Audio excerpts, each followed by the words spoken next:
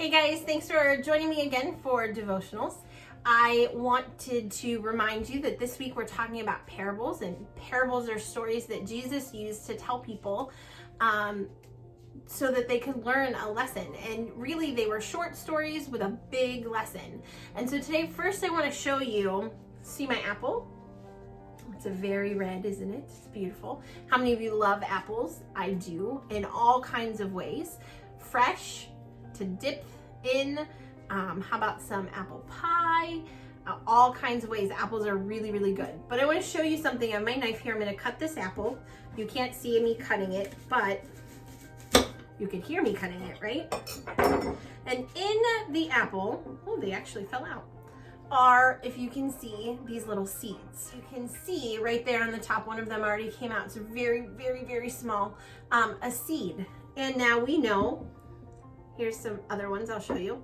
And we know that that is, if we want more apples, we have to plant these seeds, right? You can see them on there a little bit better. So when we talk about seeds and how they grow, we know that you have to have the seed to grow, but you also need sun, water, and light. So today's parable that I'm going to share with you is called the parable of the sower. It can be found in the New Testament in chapter 13, and it starts in verse 1 and ends in verse 23. And there's a farmer, and there are three ways that the farmer's seed lands on the ground. And one, it lands in a rocky soil, so the seed doesn't get down deep in the dirt to grow. Another is it lands where there are lots of weeds, and the weeds take up all the water and the good nutrients that come from the soil. So when it started to grow, it couldn't grow big and strong because the weeds had taken everything. And the last is that it was planted on good soil, and it grew, and it was ready to be harvested. And so if you're still like, okay, so what does that have to do with Jesus? What is he trying to teach us? The great thing about this story is even the disciples were confused. They didn't understand what Jesus was trying to say. And so they asked him, they said, why do you tell us these stories? We don't understand them. And Jesus explained to the disciples, which is what Jesus does. He always helps us to understand. And this is what he said. I'm going to read it to you. And it said, God is the farmer, and the seed is God's word. The soil is like people. So we're like the soil. We're either rocky, we're either filled with weeds, or we're good soil. And it says, some people hear about me and they don't understand. Then Satan comes like the birds to snatch those seeds away. So Jesus is saying that the devil tries to convince us that whatever is God's word isn't real or true or doesn't apply to us.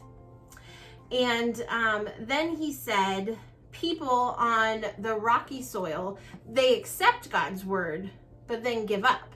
Because if you remember in the last couple of weeks, we've talked about following Jesus isn't always easy. Sometimes it gets hard. And those of us who accept him but don't want to go through those hard times, that's like the rocky soil. We start, but we can't get anywhere. And then it says the weeds are too busy.